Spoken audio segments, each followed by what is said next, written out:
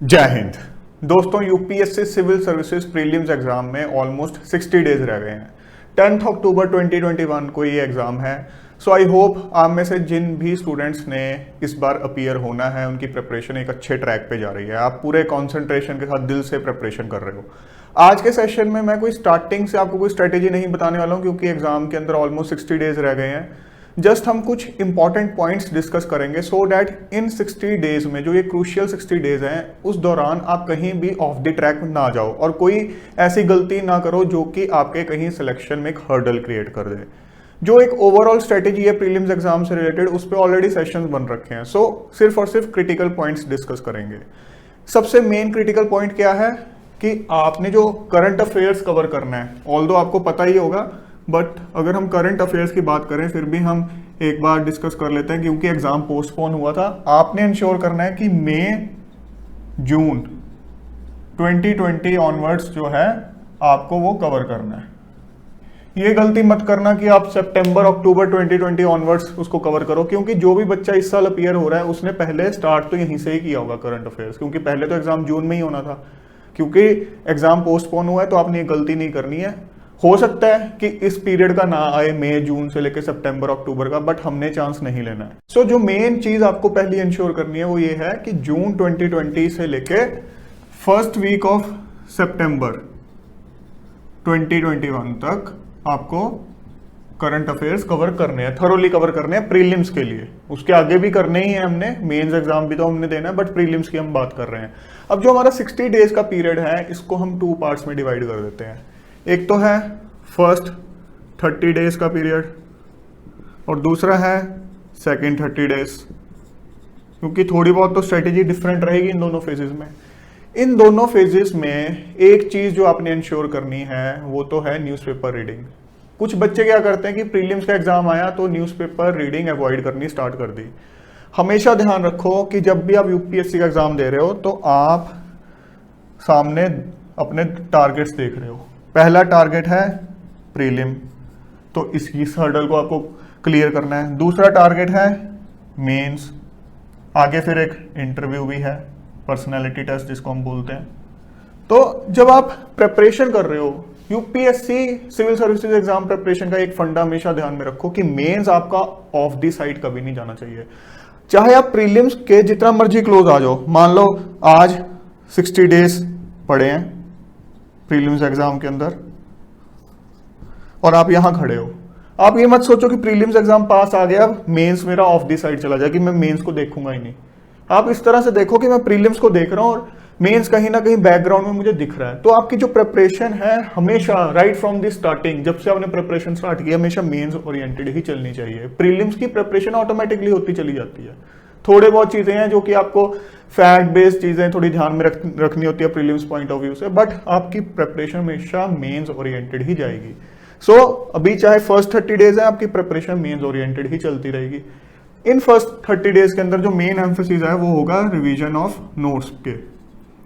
जो आपने नोट्स बनाए हैं, सेल्फ मेड नोट्स बनाए हैं, चाहे आपके करंट से रिलेटेड नोट्स हैं, चाहे आपके वो स्टैटिक के नोट्स हैं, हिस्ट्री ज्योग्राफी वगैरह के, वो सब के सब आप रिवाइज करते चले जाओगे। और इन नोट्स को रिवाइज करते हुए आपने जो एक मेन चीज करनी है वो ये करनी है कि जो जो ऐसी चीजें हैं जो आपको लगता है बार बार भूलती हैं, मुझे बार बार रिवाइज करनी है, उनको अलग से हाईलाइट करोगे, एक स्पेसिफिक कलर से हाईलाइट करोगे, क्योंकि उसको हमें और थोरोली रिवाइज करना है लास्ट 30 डेज के अंदर। और न्यूज़पेपर तो हमारा चलता ही जाएगा, उसको आप जैसे पढ़ते आए हो वैसे ही पढ़ते चले जाना है।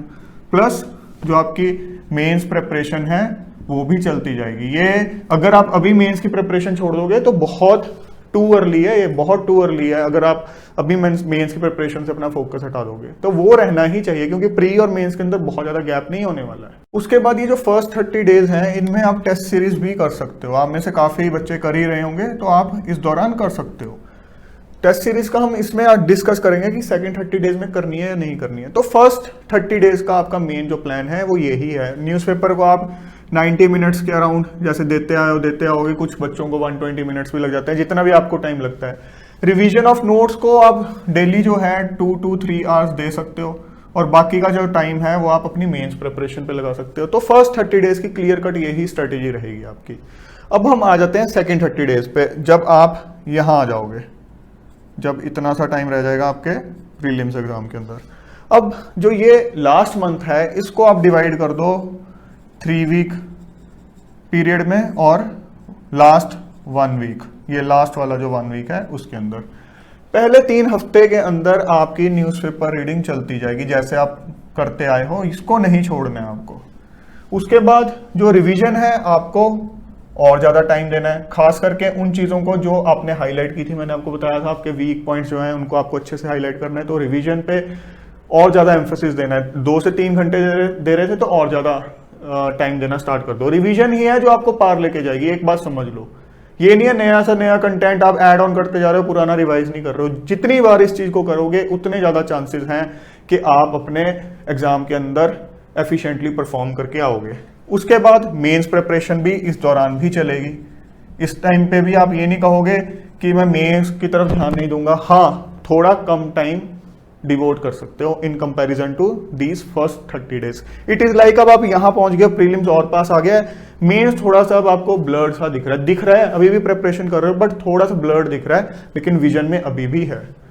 और टेस्ट सीरीज एक इंपॉर्टेंट चीज है कि टेस्ट सीरीज आपको इस दौरान नहीं करनी है। उसका कारण ये है कि अभी इससे पहले भी आप टेस्ट सीरीज करते आए होगे, अब भी कर रहे हो, लेकिन जो लास्ट 30 डेज होते हैं ना, इस टाइम आपका जो माइंडसेट है, आपका जो कॉन्फिडेंस है, वो एक बैलेंस्ड वे में रहना चाहिए। अगर आपका टेस्ट सीरीज में बहुत अच्छा परफॉर्मेंस हो रहा है, ठीक है, आप अपना कॉन्फिडेंस मेंटेन करके रखो, बट लास्ट 30 डेज के अंदर आपको टेस्ट सीरीज नहीं करनी। ये नहीं होना चाहिए कि आप ओवर कॉन्फिडेंट ही हो गए हो और कुछ एक चीजें जो रिवीजन आपने करनी थी जिन चीजों की, उनको आपने कहीं ना कहीं इग्नोर कर दिया। तो ओवर कॉन्फिडेंस वाली जो सिचुएशन है वो नहीं आनी चाहिए। दूसरी बात, अगर आपका टेस्ट सीरीज में अभी तक परफॉर्मेंस अच्छा नहीं था तो अपने वीक पॉइंट्स आइडेंटिफाई करो, कमियों को आइडेंटिफाई करो और उन पे लास्ट 30 डेज में काम करो। उस टाइम फिर टेस्ट सीरीज की तरफ मत देखो। अदरवाइज क्या होगा कि अगर आपकी प्रिपरेशन इतनी हुई भी ना कि आप प्रीलिम्स पार कर जाओगे, लेकिन क्योंकि आपकी परफॉर्मेंस टेस्ट सीरीज में अच्छी नहीं जा रही थी, आप कहीं ना कहीं कॉन्फिडेंस लूज कर जाओगे और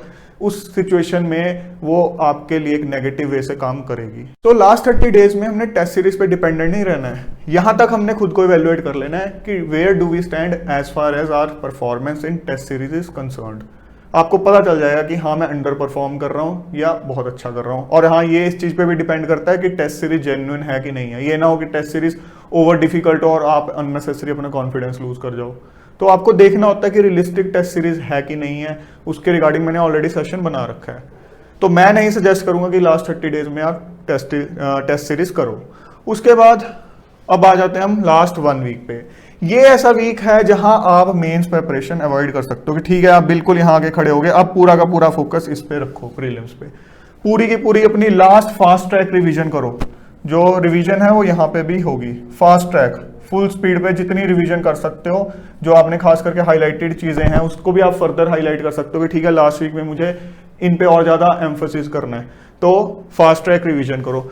ये ऐसा वीक है जिस टाइम आप न्यूज़पेपर भी अवॉइड कर सकते हो।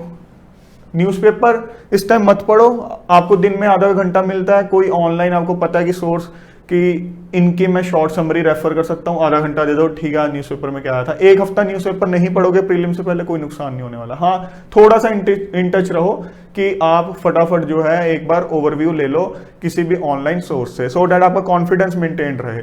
रिवीजन हमने कर लिया, मेंस प्रिपरेशन हम कह रहे हैं इस टाइम नहीं करनी है, टेस्ट सीरीज तो ऑब्वियसली नहीं करनी है। लास्ट का एक हफ्ता सिर्फ और सिर्फ डेडिकेटेडली आपकी रिवीजन चलेगी with regard to the prelims exam. दोस्तों इस तरह से आपको स्ट्रेटेजी रखनी है, कोई स्पेशल चीज नहीं बताई है, पहले भी मैंने ये चीजें बता रखी हैं। आई जस्ट रियलाइज्ड कि ये कुछ चीजें हैं जो कि इस टाइम कुछ बच्चे इग्नोर कर देते हैं और ये चीजें बिल्कुल भी इग्नोर नहीं होनी चाहिए, अदरवाइज आप कहीं ना कहीं ऑफ द ट्रैक चले जाओगे और आपकी परफॉर्मेंस कहीं ना कहीं नेगेटिवली इंपैक्ट होगी।